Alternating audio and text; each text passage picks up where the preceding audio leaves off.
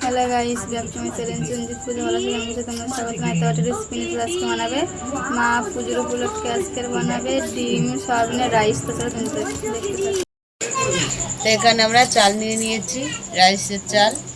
তার এখানে ডিম নিয়ে নিয়েছি, সয়াবিন নিয়ে নিয়েছি।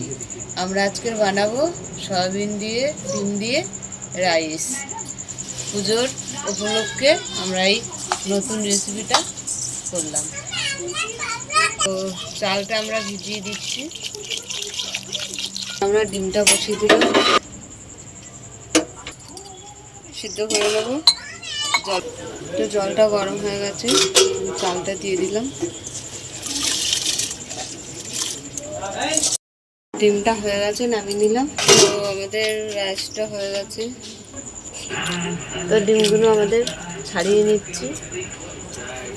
এটা গরম হয়ে গেছে আমাদের, এটা ভিজিয়ে রেখেছিলাম, ভেজে নেব। সয়াবিনটা ভেজে নেব। এটা ভাজা হয়ে গেছে, তুলে নিচ্ছি। এতে আর একটু তেল দিয়ে দিলাম। দুটো ডিমের ভুজিয়া বানিয়ে নেব।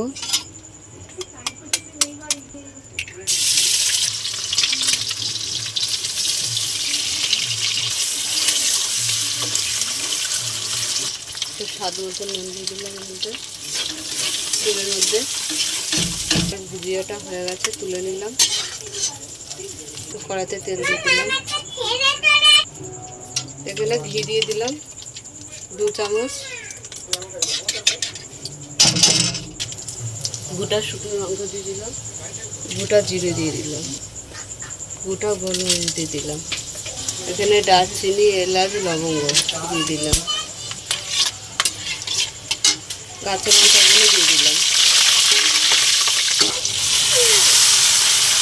তো রাইসটা দিয়ে দিলাম। তা ভাতের মধ্যে নুন দিয়ে দিয়েছিলাম, এখন আবার একটু দিয়ে দিলাম।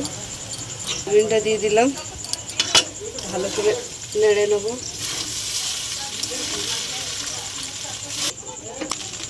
এখানে আমরা ডিমগুলো দিয়ে দিলাম।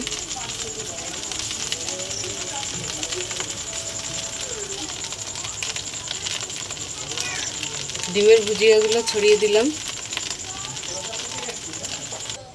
এখানে আমি মশলা দিয়ে দিলাম, ভাজা মশলা দিয়ে দিলাম। হয়ে গেছে, মানে নামিয়ে নিচ্ছি।